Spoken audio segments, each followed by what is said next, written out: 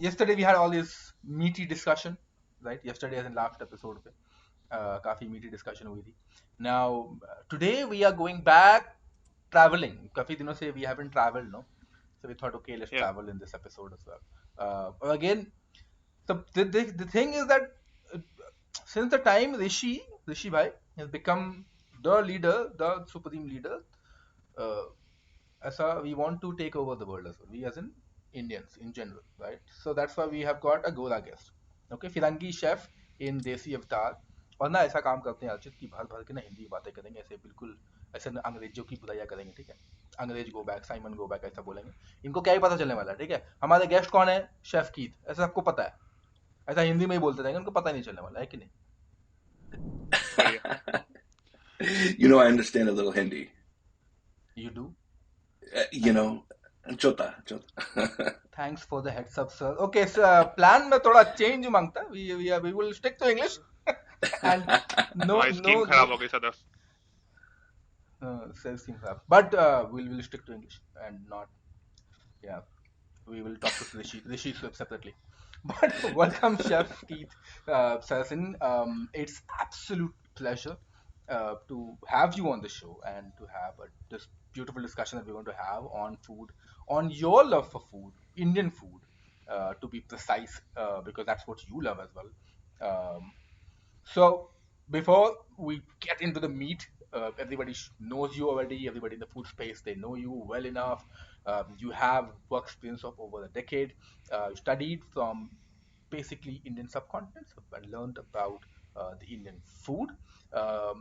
Chef Keith, for the people who don't sort of have just tuned in, just matlab do not know him per se. Chef, food researcher hai, archaeologist across the subcontinent. He's loved, met all these people. He himself is that. He has written 3 books, namely Jerky, the Essential Cookbook, Meat, the Ultimate Cookbook, and the Farmer's Dinner Cookbook. So, in case if you're confused what these books are about, these are cookbooks. So he's also very clear. You should also be clear. It's a cookbook. As simple as that. But he loves Indian food, and that's where the entire conversation will be. What is so special about Indian food? And also, he is a fellow podcaster.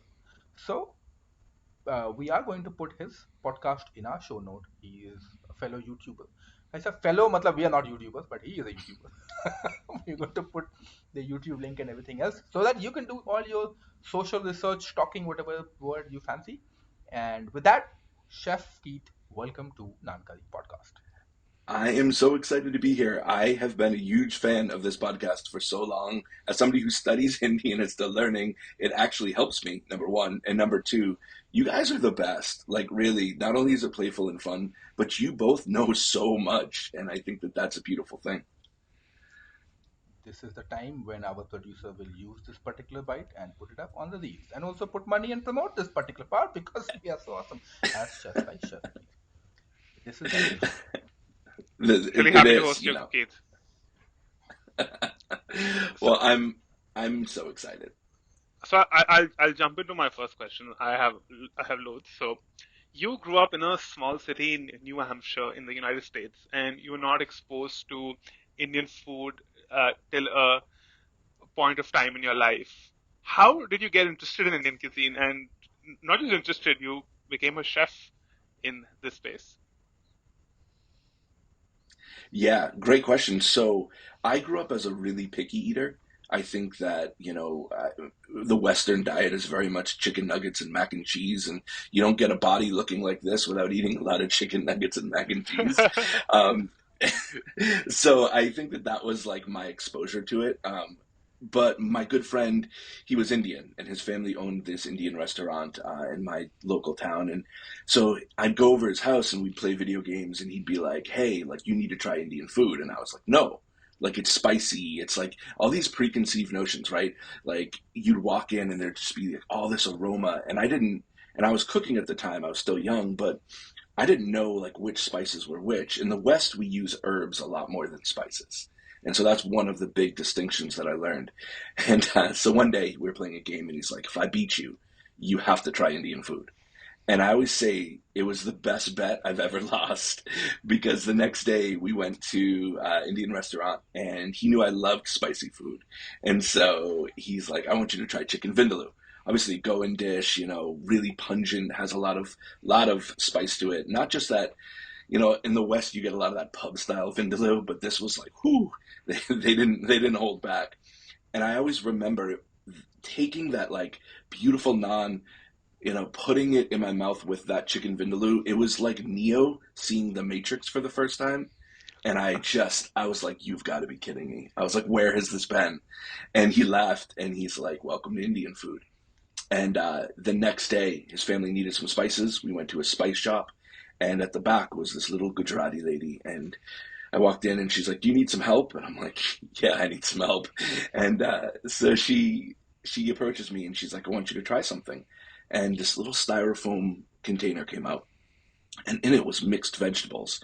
And in the West, we don't like to eat our vegetables, right? Like we're like, I don't know. A lot of Western mothers take like cans of vegetables and boil them like crazy, and then that's what you eat, and it's disgusting. So that's how I was raised.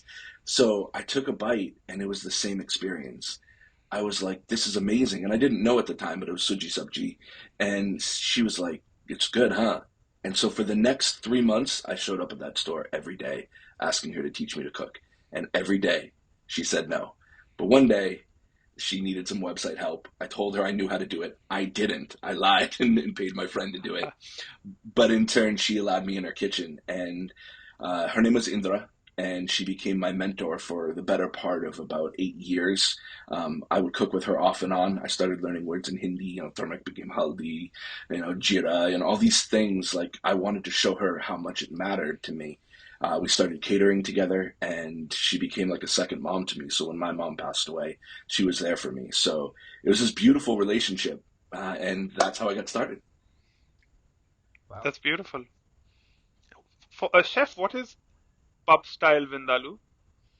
So, so I always say there's two types of vindaloo, at least that I Yeah, know of. There's like the UK pub style is kind of like dumbed down, super vinegar. Like they use distilled vinegar instead of like toddy palm, like in things that you really expect in like traditional Goan cuisine. And that they've taken, you see this a lot in UK Indian food, where they'll take something and they'll morph it into kind of their palate.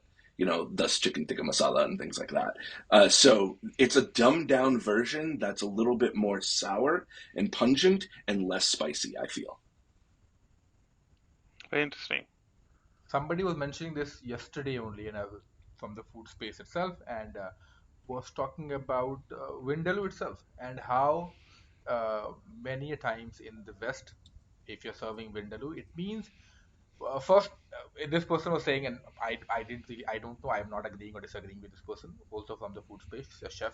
He says that a lot of Bangladeshi chefs will come and in the US, in the West, and they will be cooking Vindaloo. And for them, the Vindaloo is not the Vindaloo that the Indians are eating. But if you want more spicy, they will add more chilies in that. So at the end of the day, the Vindaloo will become super spicy, but it may or not be the Vindaloo that you've been eating. Yeah, 100%. And it's like, it's funny because if you look at the root of that dish, and I'm sure you guys know, like the root of that dish comes from this Portuguese, concoction of marinated pork originally, Yeah, where it had a ton of chilies, ton of wine in those wine casks. And then I always feel like the thing that's beautiful about Indian food for me is India didn't ask for colonialism, but it would often take the things that were forced upon it and make it 100 times better. And that's the ingenuity of so many dishes in India, which drew me to it. You think of the story of masala chai or cutting chai, and like the British would force this crappy CTCT on India, and Indians would take it and say like, oh man, this is terrible. We can do this better. And that's the beauty of the story. It's about overcoming oppression. Wow. I've absolutely. never I heard live this in is how one can define the food. I live in Spain right now, and the Spanish have their own version of chorizo sausage. And while I like it, it doesn't compare to Goan chorizo sausage, which has much more depth in flavor. And you rightly said, I think Indians make the things that have come from our colonial past much better and much more suited to our climate and to our ingredients as well. so much better. And that's like Yeah, that's the story that makes it so beautiful. And you see that throughout different dishes. You see that through produce. See that through everything. right. Keith, were you ever trained as a professional chef, or did you learn everything on your own? Yeah, so I grew up kind of poor in the United States, and it was just my mom and I, and so it was really hard growing up. And when I was 14, she was like, I wanted a mountain bike really bad, and so bad, and she's like, well, you got to work for it. So I started in the kitchen at 14 years old washing dishes, and I never loved it. I never wanted to be a chef. I paid my way through school by working really hard, and I got a degree in psychology. So that's what I thought I was going to do with my life. I still to this day talk a lot about mental health because I think it's an important thing that we all needed to be talking a lot more about. But I didn't connect with cooking until much later in life. See, when I was going through college, I would take classes in the morning, and in the evening, I would work until really late in the kitchen. I would close it down, and my best friend Steve, who's like my brother, he wanted to be the chef. He was just so passionate, so gung ho, and we lived down the road from each other. And so he would go from job to job, and he would become my boss, and then terrorize me terribly. And we'd be in the kitchen together, and he'd be throwing potatoes, and he'd be like, "No, like do it faster, do it more." And so you learn that like not having a big family, you kind of find your family on the line. And I think, being on the line, which is kind of like, there's positions in a kitchen, all together, it's called, your line cooks at the time. And I think finding that is such an important piece. Later on, Steve moved away, and we were in touch every day, and he started feeling really sick, and it turns out he had stage 4 cancer. And I flew down there, and when he was going through treatment, he would look at me and he'd say, "Hey, can you make that chicken dish we used to make?" And I'd be like, "Sure." He'd be like, "Can you make this stew that we used to make?" And I would make it, and I realized in those moments that cooking was a lot more than just serving food. It was about really like nourishing one's soul. And that's when it all clicked for me. Like I wanted to push on Steve's legacy, but also I found a connection with cooking that was more than just trying to make money and feed a million people. So yeah, it all clicked for me then, and then I never looked back. Wow. I'm I'm sorry. Just this is a moving story, and I mean, and I today only I saw your Instagram post where you have cooked meal for Thanksgiving for around 75,000 kids as well.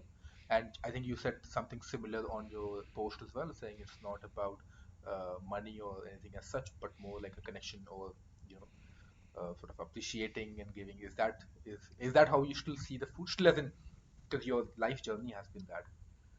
Yeah, I think life is an evolution, right? Like we start off and we're young and advantageous, and we go out into the world and we think we're gonna we do everything, and then I think failure sets us back a little bit, and life smacks us in the face. But I believe that food is so much deeper than even what I thought of when Steve was sick. Um, so I have a pop-up series that I'm sure we'll talk about called Atma, and Atma being that word of like soul or maximum expression of oneself is how the Sanskrit would even kind of translate to it. I feel like food. There's a famous chef in America who owns a 3 Michelin star restaurant. His name is Thomas Keller, and Thomas Keller says, "We cook to nurture." And I think about that phrase all the time because at the end of the day, I can't see a culture that does it better than India when it comes to nurturing through cooking.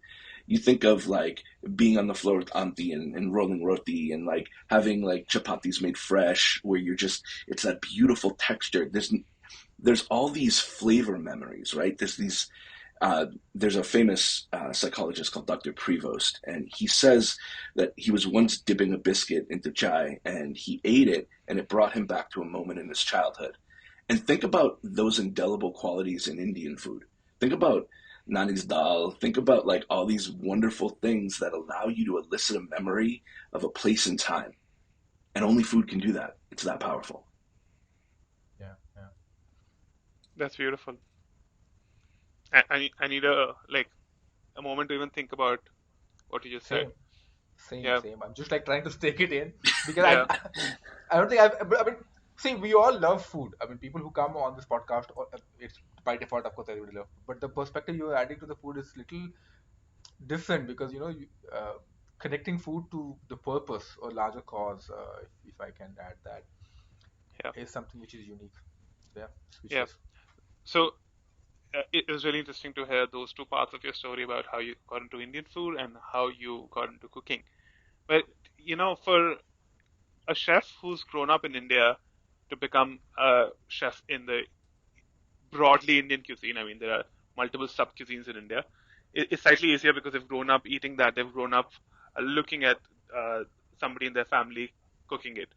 But for you, what were the unique challenges that you faced as a non-Indian working in the Indian food industry? Oh, bye. I love this question Yeah. because this question still keeps me up at night. Like at first I had to unlearn everything I knew. So I grew up in Wow. really nice like Michelin kitchens, like I grew up in the scene where it was fine dining, Hmm. and we were used to very militaristic kind of things. Like, for instance, you had a position called like garde manger, which was responsible for kind of a lot of the cold apps. It was responsible for decor, things like that. So the first thing I had to do is get the French brigade system out of my head and how we did things. So Indra would say, I want you to chop this onion. And I'd start chopping it the way that I knew. And she'd be like, you're chopping it wrong. And I'd be like, well, what am I doing wrong? And she's like, you're frustrated. You're putting this into the food. And I'm like, this isn't like, you're not Mr. Miyagi. Like, this isn't like a thing, like, where we're trying to, like, she was teaching me these important lessons, but I would let the frustration get ahead of me. So the first thing to answer that is I had to get rid of preconceived notions. Anything I thought I knew didn't matter. One of the highlights and analogies for that is when I cook Indian food now, think about if you take a dish, let's take chettinad chicken, right? Let's take the onions for that. You know how people who cook that, especially if you're in Tamil Nadu or whatever, you're looking at those pearl onions, right? They're kind of called shallots, is what it translates to in the English. Um, Very different than the large red onion. Think about the browning of those. Think about the difference of browning those onions for a dish like nihari, right? Those are different steps. When we cook food in the West, we typically only have a couple of uses for onions in the browning sense. We have translucent or brown. That's about it, or raw once in a while. There are 5 different methods I can think of off the top of my head to the stages of onions based off of the dish and the region that you're talking about with India. So like that was one of the first things that had to break. The second was there's words, especially and I'm studying Hindi, and my Hindi's not great, so I'm trying. But even in my Hindi, like there's words in Hindi that don't translate when it comes to English words. Great, for instance, chatpata. Chatpata is this incredible kind of like people will try to translate it to Indian umami, which is kind of bull. It's sour and spicy and sweet, and it's this harmony and balance that you get from dishes. And a lot of dishes, most dishes, I would say, try to balance chapata, but not knowing that word and the context and the depth of that word, no Western chef could ever try to bring that out. A lot of Indians or people from the subcontinent would say that, oh, it's missing something. It's missing chapata, and they're like, well, what would that translate to for a Western audience? So it's all of that stuff that makes it so much more challenging. Yeah, I think it's interesting. I remember I define usually umami as something which can't define. It's called umami. Like, oh, I It's don't so know the true. word. It's umami. By the way, Yeah, for those of our listeners who do not understand what a French brigade in a kitchen is, I recommend you check out this show called Chef. It's a TV series, and it will tell you all about what a French brigade is. Highly recommended. I think I've recommended it before as well on the podcast. yeah. We'll put it in the show note as well. And it makes me angry too because it's like the French think they invented the brigade system, but Indians have had brigade systems for a long time. And it's like this is why I try to like push the cuisine on a Western audience because I'm not desi. I'm never going to be desi. Like I'm a white guy. I'm a Gora, right? So like I have to understand that like my role here is to try to appreciate and not like take over or anything like that. You know?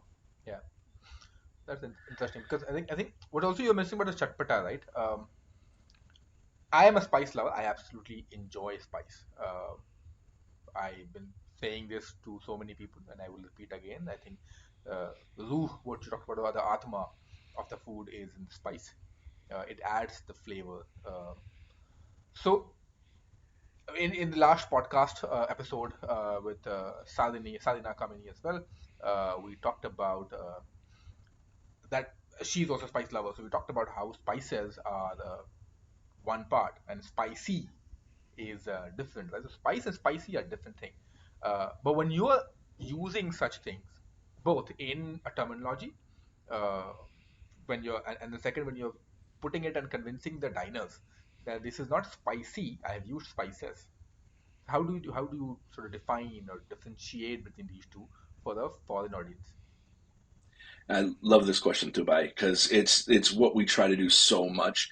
I will. So one of the things that we do at Atma is before every course I come out and I talk about the dish, because for me, having having a pop up with a name as powerful as Atma means that there's a lot of things that you have to do, and one of which is to explain that I want my diners to leave and understand that Indian cuisine is so much more than a dish like chicken tikka masala, butter chicken, merk makhani, whatever we want to call it. Like the Western audience is very ignorant because we've only had a very small window of what's considered Indian, and so there's no things like that on a menu for Atma. So I will come out there and I'll say, I want you guys to understand the difference between spice and spicy, right? And spice means there's a lot of flavor forward. Spicy or masala dar, for kind of like that thing is that level of hot heat. And all of these things have to work in harmony. Like if you think about the context of Indian food and how it balances, you think about the root, you think about Ayurvedics, you think about really balancing certain aspects of cuisine.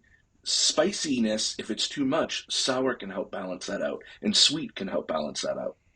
But explaining that to a diner who thinks ketchup is spicy is very challenging. So we have to change the narrative that says discomfort isn't always a bad thing. It helps us kind of understand that there's multiple flavors and multiple experiences that go on during the course of a menu. Uh, because you've been talking about Atma, and I really want to understand. So what is Atma?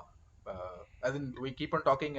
I'm assuming somewhere our listeners might start thinking that this is not food podcast. This has become a horror podcast now because we're talking about Atma. So let's break it down for us as well. I have read, I have known that it and you also talk about it's one of its kind when it comes to doing pop up and.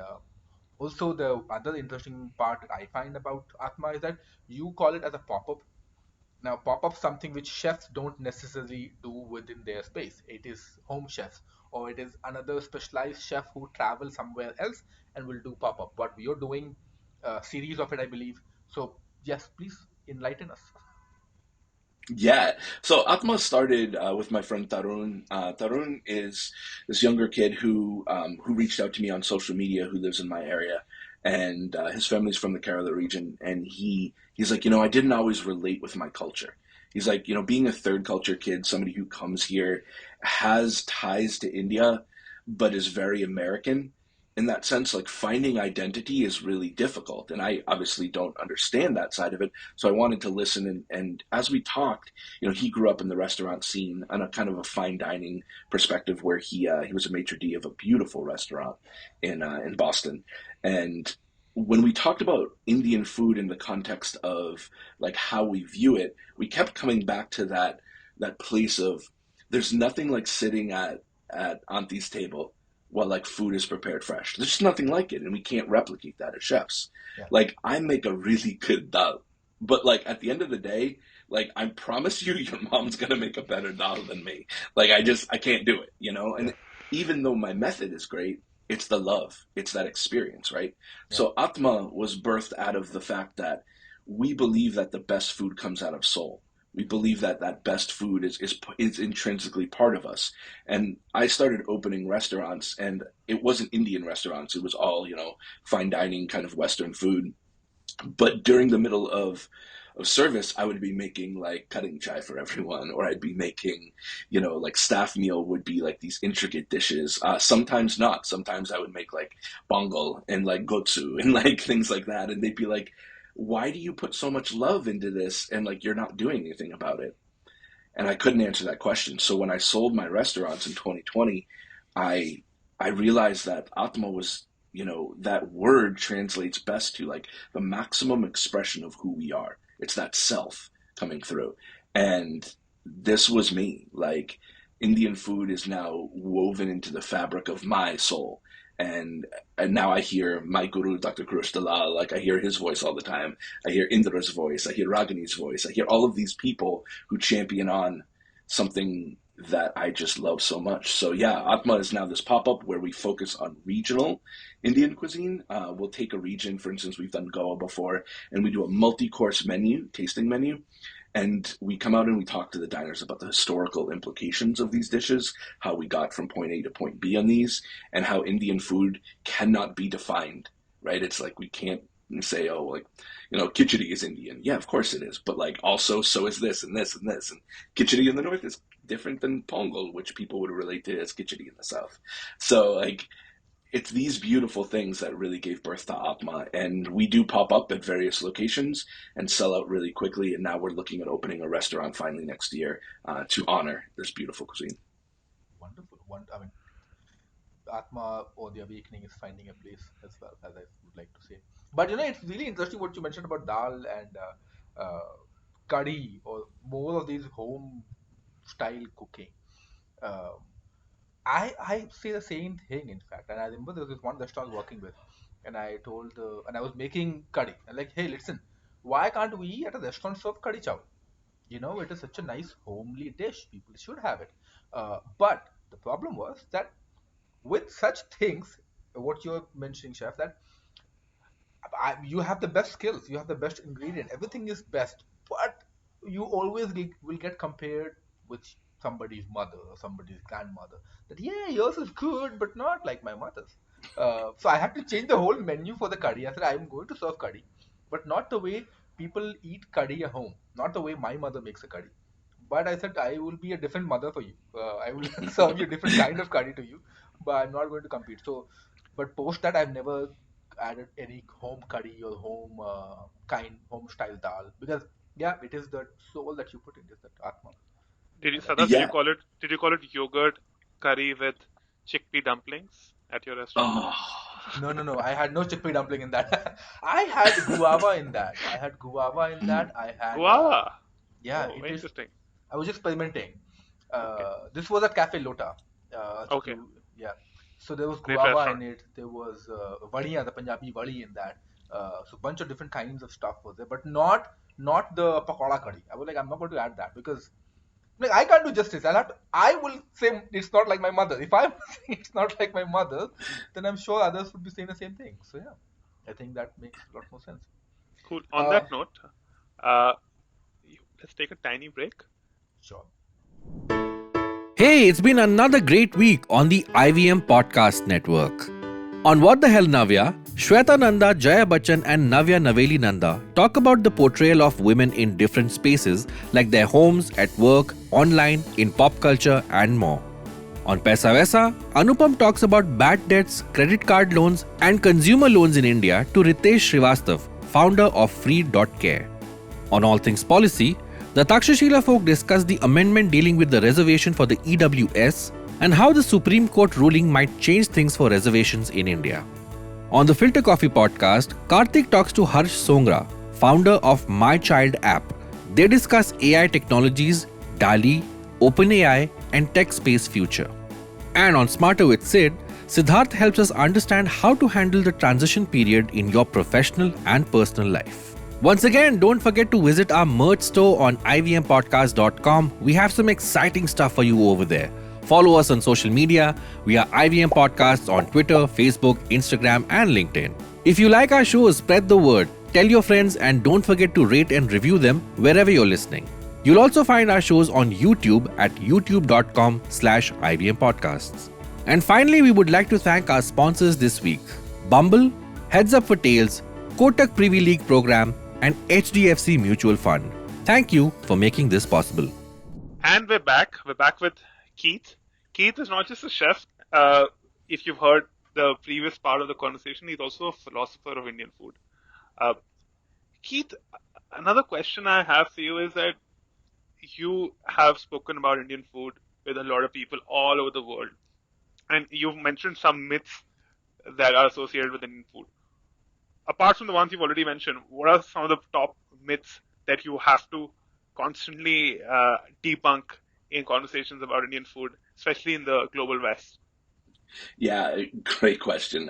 One of the first ones, we'll get the obvious ones out. You know, Yeah. it's spicy. It all looks the same. It's all curry. Like all of this stuff that is so remarkably not true, right? I think that people get those myths because the West has been forced a lot of like northern style cuisines that are very kind of gravy centric, and that's what worked. But I believe that the West is now finally starting to awaken, which is beautiful because, as you know, like there's so many cuisines. You drive every 30 kilometers and the cuisine changes massively in India. Um, so I think some of the underlying myths that don't get talked about, one of which is an interesting one to me. It's that Indian food equates to vegetarian food.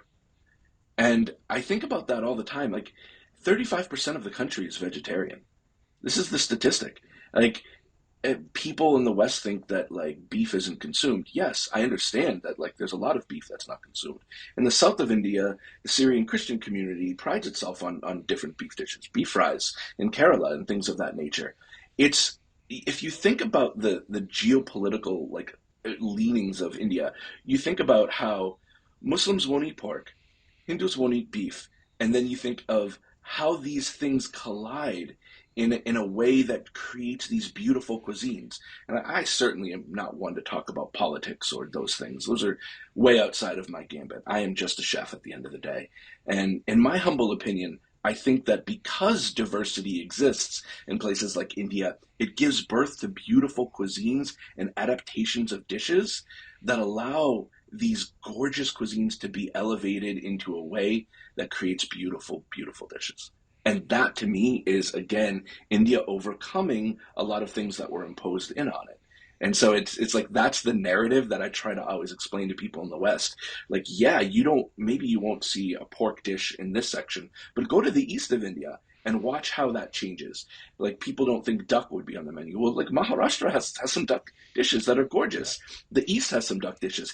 Even in Kerala, you find some duck dishes like escargot or like snails. There's incredible village communities in Kerala that pride themselves on these dishes.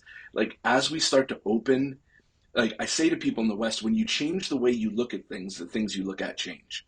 And that's the beauty of it. Like we start to see that India is this incredible place, and it dispels those myths. Wow, wow, wow.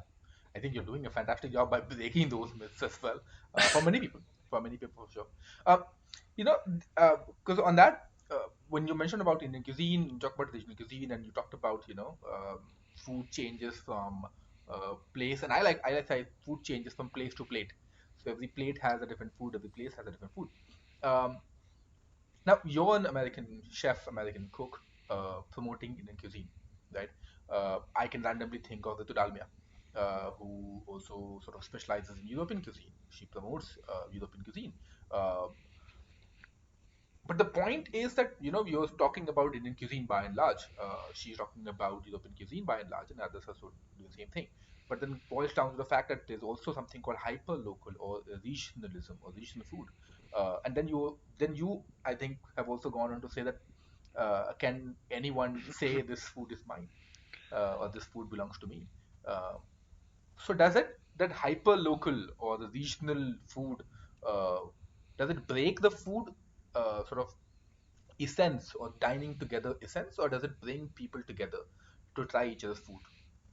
Yeah, that's the problem with food for me because it can bring people together, and in its nature, food isn't bad. It's not good. It's not like food doesn't have an agenda, right? I always loved numbers when I was owning restaurants because numbers don't lie. They don't have emotions. Food is the same thing. What happens is we interject our belief system into food and it breaks it and it causes division a lot of times. But to kind of illustrate a point, I think one of the words we get hung up on that causes this division is the word authenticity. Sure. What is authentic in food? So, if we were to break this down and kind of dispel certain myths here, You look at gobi. Gobi was brought here in 1611 by the British. You look at aloo. Aloo was not indigenous here; it's brought here by the Portuguese. You look at tomato. You look at all these things. This isn't indigenous to India, but India has this way of weaving in its magic to create something so special. If India says we must hold on to this because this is ours and never share it, it breaks the spirit of what India has been about, from my reading and research. And the same thing is with the West. Like, America has no identity when it comes to food. Like, French fries, those aren't American. You know, you look at the pomme frite, you look at like pave, you look at things in France. Apple pie, no, that's definitely based off of galette. You know, you look at all these, like, the lamination techniques that came out of French, European bakeries. The thing is, like, we don't own food. You can't own food. Our responsibility, though, is very, very deep, and our responsibility is to share the struggles, the roots, and the history of that food. If we do not honor its origins, then we lose that Atma. We lose the soul and the essence of what that food is. And I think that's the problem nowadays. We tend to take an ingredient or take a dish and then say, this is the way the dish has to be done, or it's not authentic. But is Maggi noodles authentic? Yeah. I don't even know what is authentic in Maggi noodles. Everybody has their own authentic recipe. Right, like, but Maggi noodles have become this this thing that's so ingrained in street food and kind of like, and it was like that in the West. You know, Mamafuko Ando is the one who created the ramen noodle to begin with, and like, you think about like that, like, nothing is authentic, and that's the beauty of it. Food has to evolve, and if it didn't evolve, biryani never would have existed. That is correct, and we all love biryani. Mm. Mutton biryani or chicken biryani, or there's another kind of biryani you like? Oh man, this is like trying to choose favorite child. No, you have third option as well. If you're your third son, vegetable also. I feel like there is vegetarian biryani as well, but yeah. Vegetarian biryani is palau. Sure. But which one is your favorite then? There's nothing, because I am a certified biryani expert in my own world. Have you seen that meme where Barack Obama gives Barack Obama a medal? It's like that with Sadaf. Yeah. So then, if you're the expert, is vegetarian biryani palau? Actually, so here's the thing. I think, see, the idea is the technique, right? The way you're making it. For example, people have now in the modern time started calling Lucknowi biryani, which does not exist. That all started because of the modern times, because of this new food delivery applications and all. It is a pulao at the end of the day, and they also know about it. They are the people who make it. They know about it, that we are making pulao. But I think it's a technique. If you're going to layer it up with so much of onion and you're making like a korma, right? If you make, and I'm not about a kachi gosht ki biryani, I'm talking about the pakka gosht. When you make a korma and then you layer it up, it becomes biryani. But if you're going to cook them together, it become pulao. That can happen with the gosht as well. So that's why I think, yes, vegetable biryani can exist. And in fact, one of the books, the Mughal books, which is Nuskhai Shah Jahani, that has a recipe which has paneer biryani, which I never thought about, but they have something called paneer biryani. So this is Mughal time, 17th, 16th century. They still have it. So yeah, I would like to believe there is vegetable biryani. Meat one tastes better. With vegetable biryani, I would say jackfruit is the best one. All gobi biryani, anything which has roots basically, or which can hold its shape, I think they are good biryani. Yeah, see, you're more than just this sundar face. Finally, Sadaf, you've been validated. Yeah. Yeah. So Keith, that. Interestingly, slightly changing topic. For me, when I eat right, I feel great mentally, and not just in a manner where I eat something and I get the pleasure out of eating a bite of a great biryani, for example, but in a sustained mental health way. Like, I feel great when I have good home cooked food, when I consume decent amount of protein in my home cooked food or good kind of meats. When I have supermarket food or junk food, I don't feel that good in terms of my mood. And nutrition science also validates that medicine and like food is medicine for the body and mind. You're a psychology grad and you care a lot about mental health, as you mentioned. How much does what you eat affect your mental health? Mm, I love that question. I equate food to the consumption of alcohol. It's medicine and it's poison, right? It can heal you if you have a cut, and it can certainly kill you if you consume too much. Um, and I think that food is the same thing. I grew up in a household that had a lot of food insecurity. We didn't have a lot growing up, and so I think a lot of my battle, as I became an adult, was like overconsumption, and because I felt like scarcity bred obsession, where it's there's no doubt I got into the food industry because there was that insecurity, right? But when we I think a lot of times when we have a deficiency in things, it throws off our mental health. And an easy analogy of this is this: imagine for a moment, and really put yourself in this place if you're listening. Imagine that moment of like feeling hunger, right? Like of just that gnawing sensation of when you didn't eat many meals and your stomach is growling. And now imagine this beautiful plate of food walks by and you smell it. What your attention immediately darts to that direction. Now think of the reciprocal. Think of when you're super full and you've eaten way too much and that same plate of food walks by. You go, "Oh, I can't even smell it," right? And these are two very different parallels that affect our psyche based off of just nutrition, just if we're eating or not. And I always say to people when I have to give talks in the West, about Indian food, I say two very important phrases. And the first is, we cannot talk about Indian food without talking about scarcity and famine and lack of nutrition and all of these things. And understand that that's also true in the West. Like, we have differences and we have extremes and parallels, but I think that until we address, those issues, we're lacking half the story. So yeah, we have to take care of our bodies so that our minds can work right and continue that process. Symbiotic. Absolutely. Or what Archit would say, that phenomenon as a marginal utility of substance or food. Correct, Archit? Yeah. So speaking of economics, there's another economics as well, which plays in food, right? Which is food sustainability, low waste, or zero waste, and all such things.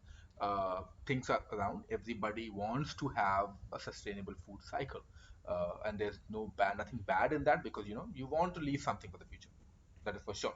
Uh, Now, we're not asking it, is it good or bad thing, but is it possible? And the reason of asking this question is possible because we have come a little far from that space where things were much better. Uh, you have been a chef, you've been a food entrepreneur, you give the talks, you eat food across the world, right?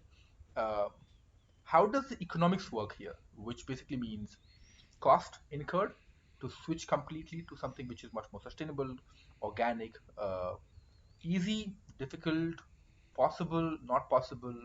What is your take on that? Yeah, so in the restaurant industry, waste is very, very prevalent. I'm sure you know by, it's if you're chopping something for like mirepoix, which is kind of this. Basically, if you're going to cook like a roast, you would have onion, you would have celery and carrot. If you were going to chop that, the ends tend to go in the trash. Things of this nature, right? Uh, I work with 30 different farms just in my area, and out of those farms, one of the scariest statistics I learned is a third of what an entire farm produces goes to waste. And that was a heartbreaking statistic for me. I think in life we were born into either, wherever we are in this life, right? We were born here, so we have obligations here. And I think one of our obligations as a human born onto earth is to leave this place better than we found it. Yeah. And it's also to leave people better than we found them. I think we forget that second part. One of the things that I try to champion in terms of sustainability, and I think everyone should, is to understand that we are leaving this planet to the people who, in the generations that are coming up now. And it is our responsibility to try our best to leave fertile lands, to leave a path of economics and sustainability where they can, work at being able to buy good quality produce at a price point that's accessible for everyone. I always say that food in the West, oftentimes, ends up being this thing that's reserved for the affluent. Like the best of the best gets reserved for the people at the top. And that's kind of capitalism in a nutshell sometimes. But the reality is, food is a right, it's not a privilege. And I think that if we looked at a global society and decided to say that food is a right if you were born on this planet rather than a privilege, we would immediately break a lot of the systems that have kept other people down, including myself. So I think sustainability in terms of making sure that things are affordable and accessible to all people, regardless of creed and how you were brought up, is number one. And number two, I think understanding that we have to support people who are doing great things in the farming community. We have to be able to find ways to rally around. And I'm speaking as a Westerner. I cannot speak to the Indian farming system, which I've read about a ton. And I think that there's just a lot clearly that goes on there that's well above my intelligence.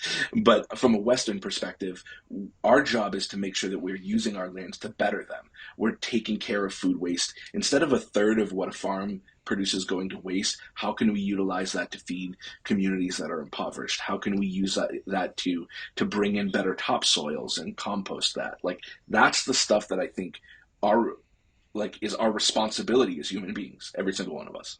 Yeah. No, but also the question is that is it easy to switch? Like, for example, there are multiple products. I got a vegan product today. I keep on getting these sustainable products. I mean, at least a label mentions that sustainability. But is it possible for the restaurant?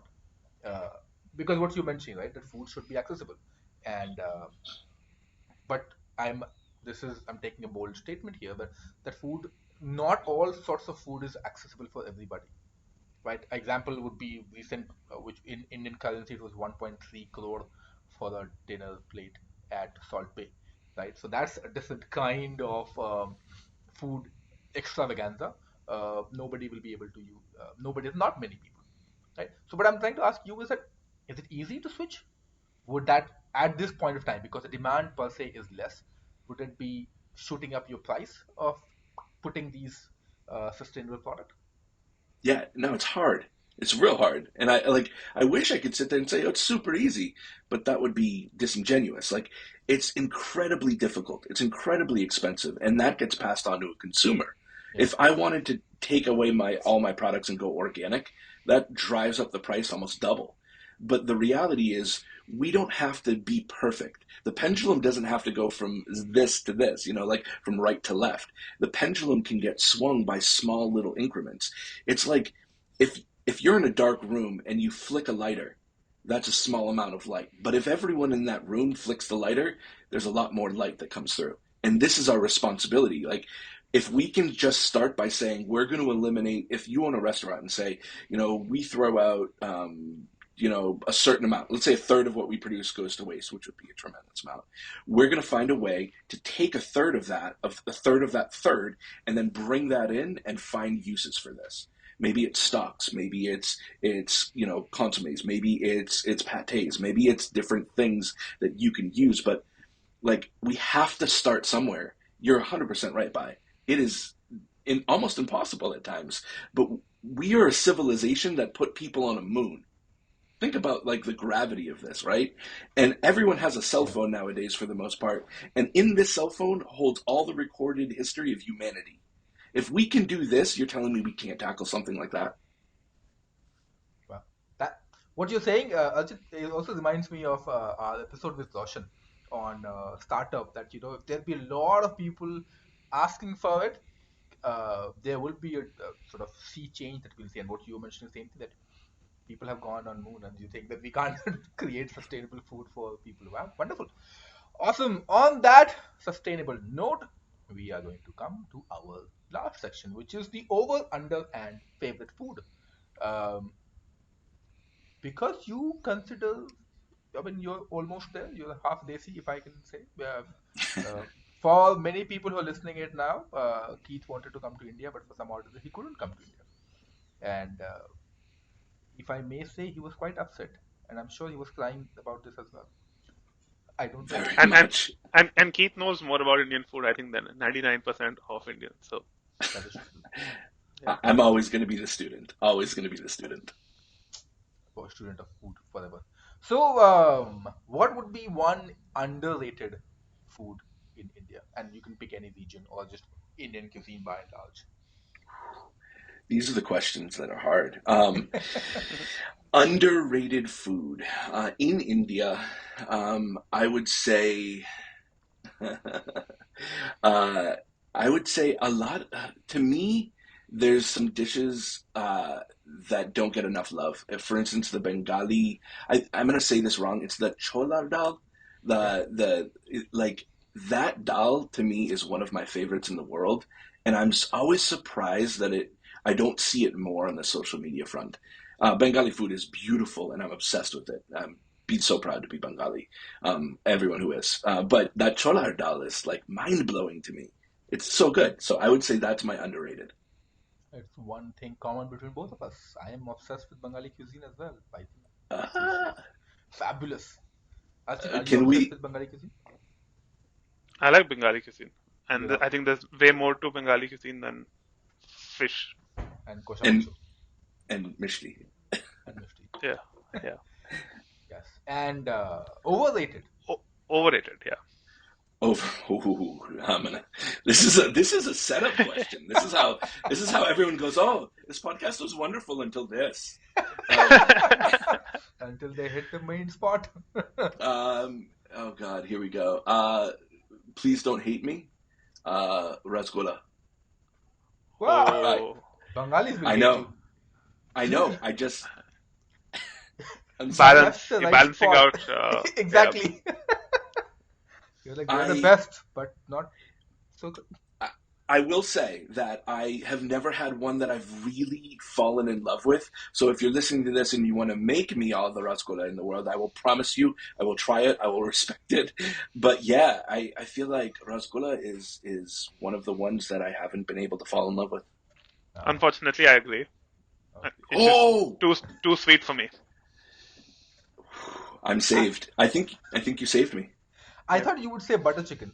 For someone, I just assumed that you would say butter chicken. Yeah. So, all right. Here's my rant on butter chicken, real quick. I Yeah. think that butter chicken is absolutely delicious. Is it overrated? Yeah, it's probably overrated, especially in the context of like so many other dishes that exist out there. But you know what? It's still delicious, and I think Yeah. that like everyone can camp out on the fact that it tastes really great. So, I mean, it's really delicious. I It's a think great balanced take on it. Yeah, I agree. for many North Indians, I think that's what by default you order butter chicken. Yeah. And your favorite food? One favorite food would be. I have two, so I'm gonna try to nail it down to one. One, nihari. I think nihari is one of the most complex things I've ever had. I think that learning about it has changed my life, and I make it all the time. And I make all the masala from scratch, and I'm obsessed with it, straight obsessed. And Fa- you said the second as Fantastic. well. You can The say second, the second one. Yeah. the second could be basically the opposite of nihari, undiyu. Um, Oh, uh, yeah, I love undiyu more than anything. It is. I am not great at making it. I've been making it. I posted the other day on Twitter, and I gave it to my Gujarati friends, and they were like, "Oh, it's good. It's neat how everyone does it different." I was like, "Oh man, this is." They hate it, but my mentor Indira would make it during special holidays, and I've always tried to really perfect that dish, and I'm not there. So yeah, undiyu is means love to me. Yeah. fantastic. Thank you so much, Keith. This was a fantastic chat, and I want to thank Indra as well for uh, inspiring you and mentoring you in your journey through Indian food. It is an absolutely fantastic chat. Yeah. Thank you so much. It's an honor. Thank you, Indra, as well. And where all can people find you, Keith? Where all can Yeah, they find you? so social media, Instagram at Keith Sarasin. That's most of all my handles there. YouTube, check it all out, and definitely message me because I love to chat with people, and I'm always learning from you guys as well. Fantastic. For people who are not listening, well, from India, he's also on TikTok. I mean, people who are listening in India, they also know what a TikTok is, but you may or not be on TikTok. So if you're listening, you can also follow him on TikTok. Any new project that you're working? Any book that you're writing currently, Keith? Apart from Yeah, I'm music, of course. actually I'll break the news here. I just took on my 5th book, and it's all on Yes. fermentation, which is really exciting. Oh, wow. Yeah, I love fermentation, so I'll be writing a lot of recipes with a little bit of South India and India across the board in there, not too much. And then next year, it looks like we're going to be opening Aatma as a restaurant out in New Hampshire and the seacoast. Woohoo! That's a fantastic news. Congratulations for both of the big and exciting news. Uh, I so it seems like you will be on the Naan Curry podcast again when your fermentation book is close to being published. We'd love to chat about Always. it. I Yeah, think we need to fly you guys out for the opening night of Aatma and do a live one. Yes, let's absolutely. do it. That's the That best would be part. so much fun. Yeah, Let's do it. Let's do it. done deal. Booking my, not booking, getting my visa. I'm halfway around the world in Europe, so Much I'm easier. almost there. Yeah. You're in the old hemisphere. He is in the new hemisphere. Hmm. Oh, you're making a Hampshire joke. Yes, New I'm Hampshire. Yeah. Oh, new and Hampshire. old. I held this joke, and I'm just trying to find the best time. Now I got it. Yeah. before Now Sadaf cracks any other jokes, we have to shut show.